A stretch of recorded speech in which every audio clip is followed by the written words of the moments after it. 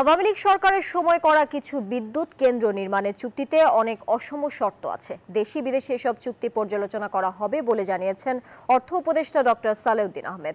সচিবালয়ে সাংবাদিকদের তিনি আরো জানান, এজন্য আইনি সহায়তার অনুমোদনও দেওয়া হয়েছে। পতিত আওয়ামী লীগ সরকারের সময়ে বিনা দরপত্রে প্রতিযোগিতা ছাড়াই একের পর এক অনুমোদন দেয়া হয় রেন্টাল কুইক রেন্টাল বিদ্যুৎ কেন্দ্র। দায়মুক্তি বিধানের অধীনে ৭২টি রেন্টাল ও আইপিপি কেন্দ্রের অনুমোদন পায় বিগত সরকারের ঘনিষ্ঠ প্রভাবশালী ব্যবসায়ীরা।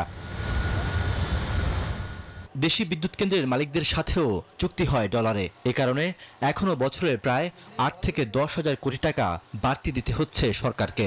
কারণ ২.৫ বছর আগের ৮৫ টাকার ডলার এখন দাঁড়িয়েছে ১২০ টাকায়। এসব বিদ্যুৎ কেন্দ্র সংক্রান্ত দেশি বিদেশি সব চুক্তি পর্যালোচনা করবে অন্তর্বর্তী সরকার।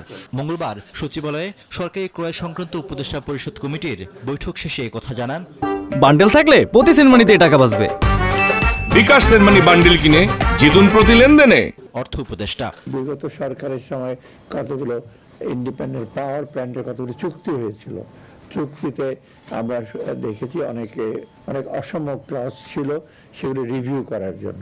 অর্থ উপদেষ্টা জানান, পাওয়ার প্ল্যান্ট সংক্রান্ত দেশি বিদেশি সব চুক্তি পর্যালোচনা করতে আইনি সহায়তার অনুমোদনও দেয়া হয়েছে। এখানে অনেকগুলো কোম্পানি আছে, বিদেশি কোম্পানি, তাদের চুক্তিগুলো রিভিউ করার জন্য হাইকোর্ট থেকে একটা নির্দেশনা আছে, যেটা এটা তাদের সাথে আলাপ আলোচনা করে যাতে আমরা এসে করি, এবং এই জন্য আমাদের আইনি সহায়তা দরকার, এবং সেটা করার জন্য আমরা একটা প্রপোজাল অ্যাপ্রুভ করেছি।